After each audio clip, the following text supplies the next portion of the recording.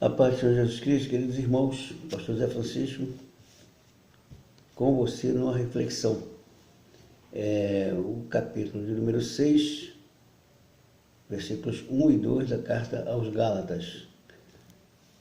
Nos dizem assim: irmãos, se algum homem chegar a ser surpreendido em alguma ofensa, vós que sois espirituais, encaminhai o tal com espírito de mansidão, olhando por ti mesmo, para que não sejais também tentados.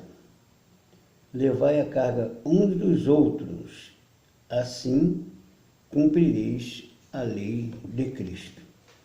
Amados, essa palavra nos dá a entender que se algum homem chegar a ser surpreendido em alguma ofensa, o que é espiritual deve ter cuidado de levá-lo a uma restauração, de cuidar do tratamento daquela pessoa. Mas se ele for surpreendido, aquela pessoa que tem uma vida íntegra, uma vida correta, e de repente caiu na tentação, diferente daquele que entra na tentação. O que entra na tentação é aquele que vai premeditar um pecado, aquele que observou, teve tempo de fugir e de repente encheu o coração começou a cobiçar, encheu o coração de pensamentos ruins e aí entrou para a prática do pecado. E se entrou em tentação. Mas ele fala que se você observar, aquele que é surpreendido, o camarada não queria ter cometido o erro, mas acabou sendo surpreendido e cometeu o erro, que isso pode acontecer em qualquer lugar, até mesmo na vida doméstica, pode acontecer uma falha, um desentendimento conjugal mesmo, e de repente pode levar uma pessoa a cometer uma ofensa muito grande contra a outra, ou causar um transtorno muito grande familiar, vindo de uma pessoa que não queria. Simplesmente ocorreu o fato, a pessoa sofreu uma queda. Mas aqui ele diz que os que são espirituais devem ter cuidado em levar aquela pessoa com o espírito de mansidão, mostrar àquela pessoa que ela precisa de Cristo, Jesus pode o restaurar. E aí, por esse motivo é que a gente precisa ter muito cuidado, porque ele diz que é com o espírito de mansidão, porque nós temos que olhar por nós mesmos, que todos nós somos sujeitos a cairmos numa tentação. Por isso a gente precisa de vigilância, precisa de muito cuidado, de muito atenção naquilo que a gente faz, para a gente não vacilar. E é muito fácil a gente julgar o erro dos outros,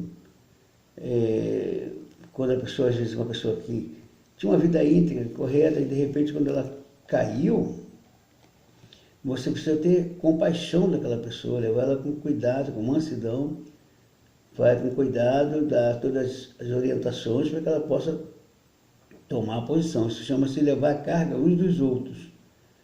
Não é aquela pessoa que você já sabe que é vacilão nato, que só anda fazendo coisas que desagradam a Deus, só anda pecando e só anda numa vida de bagunça, vai somando, enchendo a sua aljava de espada contra si mesmo. Mas quem é que tem zelo, tem amor pela causa de Deus e está trabalhando direitinho, de repente cometeu algo, uma ofensa qualquer, foi surpreendido numa ofensa qualquer, quer dizer, num pecado, e aí a ofensa contra Deus, né? Aí cometeu um pecado, aí a pessoa, os que são espirituais, devem encaminhar aquela pessoa com espírito de mansidão, encaminhar aquela pessoa a Cristo, encaminhar aquela pessoa ao perdão. Então, que aprendamos com essa palavra. Busquemos vigiar na nossa vida, porque quando a gente vê a falha de uma pessoa que você antes tinha maior consideração por ela e ela cometeu uma fraqueza, procura chegar a ela e saber qual foi o motivo. Procura entendê-la, não vai com todo o juízo e às vezes até se gloriando porque aquela pessoa cometeu um erro, aquela pessoa que andava tudo direitinho, tudo mais, você chegar a mostrar-se como ciumento, aí vai se gloriar da falha daquela pessoa. Não, pelo contrário. Você deve se constatar porque aquela pessoa que era tão amável, tão aprazível, tão dedicada à obra, de repente cometeu uma falha e vai fazer muita falta para a causa de Deus. Então a gente procura encaminhar aquela pessoa à presença de Cristo, para que ela possa ser restaurada e se reerguer. Ele disse: levai a carga um dos outros, só assim cumpriremos a lei de Cristo. Então a gente tem um dever de ajudar os nossos irmãos no momento de falha, no momento de fracasso. É um dever nosso como cristãos levar aquela pessoa a uma restauração, porque nós temos também o mesmo ponto fraco que aquela pessoa tem. De repente não temos aquele, mas temos outro. Nós somos fracos, nossa humanidade é fraca, mas o Espírito de Deus em nós nos fortalecerá. Então, se alguém for surpreendido, quer dizer, cometeu um erro que ele não gostaria de cometer, não é aquele pecado voluntário, porque tem gente que só misericórdia, ela vive traçando um projeto para o pecado. Então esse pecado aí, só Deus que vai tratar dessa pessoa, porque biblicamente existem pecados que a Bíblia te recomenda até que nem oremos, porque a pessoa não quer restauração, a pessoa quer viver uma vida na gandaia, na perdição, só causando tristeza para os outros, causando desilusão aos seus, desilusão para a igreja, desilusão para os pastores, desilusão para tudo. Então essa pessoa chega a um ponto que você vai estar gastando do seu odre de lágrimas, você vai estar gastando por alguém que não está valorizando nada. Você entrega na mão de Deus. Deus está aí, ó. Já orei por essa pessoa, mas essa pessoa não quer retratação. Então está nas tuas mãos, só cuida. Agora, para aquela pessoa que você sabe que quer andar direito, que quer servir com integridade, mas de repente cometeu um fracasso, não vai botar um peso sobre ela. Vai com mansidão, com espírito de mansidão, procurar levar aquela pessoa a uma restauração. Que Deus nos abençoe e que possamos nos procedermos assim, com todo amor, com todo zelo, com todo cuidado, procurarmos levarmos as pessoas a Cristo. E, queridos, nós estamos nos aproximando aí, ó. Amanhã já teremos culto, amanhã já estaremos cultuando a Deus, toda a IADA, tanto a matriz quanto as congregações vão estar cultuando a Deus amanhã.